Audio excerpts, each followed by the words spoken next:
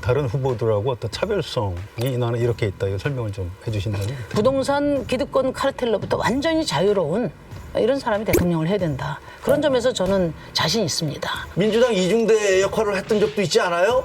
내지는 지난번에 조국 사태 때 뭐 거기에 대해서 비판하셨나요? 우선 이제 정의당 민주당을 비판하면은 이제 국민의힘에서 민주당 이중대라고 이야기하고 또 민주당을 비판하면 국민의힘 이중대라고 이렇게 합니다. 근데 이중대로는 저는 양당 정치가 만들어낸 악의적인 프레임이라고 생각해요. 성환용 기자님께는 이 40년에 가까운 시간 동안 취재 현장에서 심상정 후보의 정치 활동을 지켜보신 분이기 때문에 심상정이라는 인물의 경쟁력에 아마 집중해 주시리라고 기대합니다.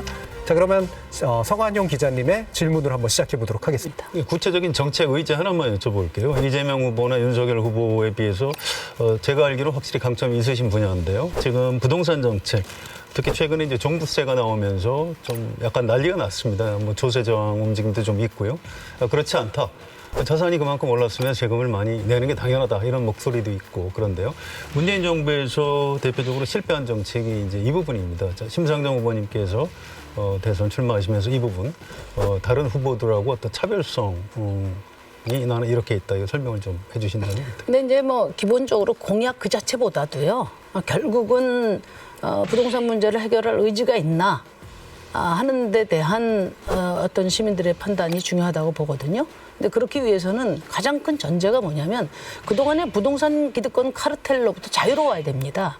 근데 지금 이번 대장동 사건 같은 경우는 사실은 34년 동안 양당이 공수교대하면서 기득권 한 몸이 된 것을 보여줬어요. 그래서 지금 국민들이 과연 내년 대통령은 부동산을 안정시킬 수 있는 대통령이어야 되는데 그럴 사람을 찾지 못하는 겁니다. 지금 뭐 유력 정당의 두 후보 다 지금 거의 연루돼 있고 거론돼 있지 않습니까? 그래서 기본적으로는 그동안에 부동산 기득권 카르텔로부터 완전히 자유로운 이런 사람이 대통령을 해야 된다. 그런 점에서 저는 자신 있습니다. 그 짧은 거 하나만 여쭤볼게요. 그 뭐 어차피 제가 정치부 기자다 보니까 정치 공학적 부분에 대한 관심이 좀 있어서요. 제3지대 후보들끼리 좀 일단 만나자 이런 제안도 하셨는데 지금 어떻게 진행되고 있고 어떻게 전망되시는지요? 뭐 지금 이제 찍을 후보가 없다. 이번 선거처럼 우리 국민들의 고민이 깊은 선거가 없지 않습니까? 단지 이제 후보들 문제만이 아니라 더 이상 양당 중에 양당만이 집권할 수 있는 체제. 이 체제가 우리 정치를 퇴행시킨 거고 시민의 삶을 어렵게 만들었다는 것을 저는 우리 국민들이 이제 깊이 이해하고 계시다고 봐요. 그래서 양당 체제 종식 그 자체가 저는 시대 정신이다. 양당 체제 자체가 적폐다. 단호히 그렇게 말씀드립니다. 그래서 보니까 많은 국민들이 이런 열망을 갖고 있고 그런데 그 대안 세력이 없으니까 제3시대가 힘을 모아봐라 이렇게 강력하게 주문을 하고 계시고 이제 제가 대선 출마할 때 일성이 양당 체제 종식을 말씀을 드렸고 이번이 단순히 기득권 양당의 공수교대가 아니라 이 양당 체제를 깨는 체제 전환의 시대 교체가 돼야 된다. 그 말씀을 드렸는데 지금 실무 협의 중에 있습니다. 알겠습니다. 예, 심일 후보님 하여튼 열심히 선전하셔서 꼭 대통령 되시기 바라겠습니다. 자, 그럼 이제 본격적으로 제가 당의 정체성에 대해서 질문을 드리도록 하겠습니다. 그 지난번에 며칠 전에 서울대에 가서 강연을 하셨는데 거기서 지금도 말씀하셨듯이 그 양당 체제는 앙샹레짐이다. 네. 구체제다. 네. 타도돼야 될 것이다. 이렇게 말씀을 하셨습니다. 그런데 일각에서는 아니 실제로 정의당이 죄송합니다만 민주당 이중대 역할을 했던 적도 있지 않아요? 내지는 지난번에 조국 사태 때 뭐 거기에 대해서 비판하셨나요? 이렇게 얘기를 할 수도 있거든요. 근데 갑자기 지금 뭐 이게 앙샹레짐이다라고까지 말씀을 하시니까 그런 비판에 대해서는 어떻게 생각하십니까? 우선 이제 정의당이 어떤 입장을 민주당을 비판하면은 이제 국민의힘에서 민주당 이중대라고 이야기하고 또 민주당을 비판하면 국민의힘 이중대라고 이렇게 합니다. 근데 이중대로는 저는 양당 정치가 만들어낸 악의적인 프레임이라고 생각해요. 더불어민주당과 국민의힘도 여러 정책 현안에 대해서 서로 협의하고 또 담합하고 이런 사례들이 굉장히 많습니다. 그건 일상적인 정치 행위입니다.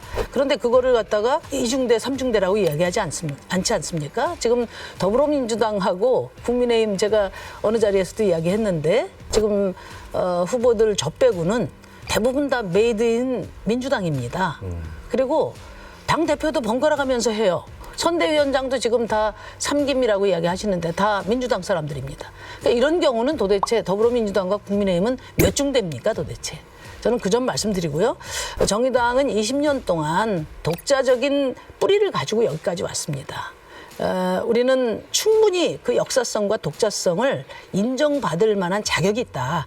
저는 그런 말씀을 드립니다. 그런데 이건 어떻게 생각하십니까? 그 정의당의 공약, 그 정책을 보면요. 민주당과 유사한 게 굉장히 많거든요. 소득주도 성장이나 최저임금이나 비정규직 그리고 탈원전 같은 것들을 민주당과 똑같은 그런 주장들을 해오셨는데 만약에 심 후보님이 대통령이 되시면 이미 이것들이 약간은 좀 제대로 잘 안 돌아가고 있는 것이 아니냐라고 검증이 된 이 정책들을 계속 끌고 가실 겁니까? 아니 민주당 정권이 실패한 것이죠. 그러니까 아까 소득주도 성장이라든지 최저임금 비정규직은 그 원조가 정의당 것이고 정의당 것을 사실은 빌려다가 민주당 공약이 된 거거든요. 뭐 정책은 지적 소유권이 없으니까 누구나 좋은 정책 다 가져가서 하시면 되는데 문제는 제대로 해야 된다는 거죠. 최저임금을 소득주도 성장의 그 중심 수단으로 삼은 것 자체가 소득주도 성장을 원천적으로 이해하지 못한 겁니다. 이런 정책들이 제대로 자리를 잡으려면 이 정책의 원조 정당인 저 심상정을 대통령으로 만들어주면 제가 우리 시민의 삶이 선진국인 그런 정책으로 잘 실현시켜내겠습니다.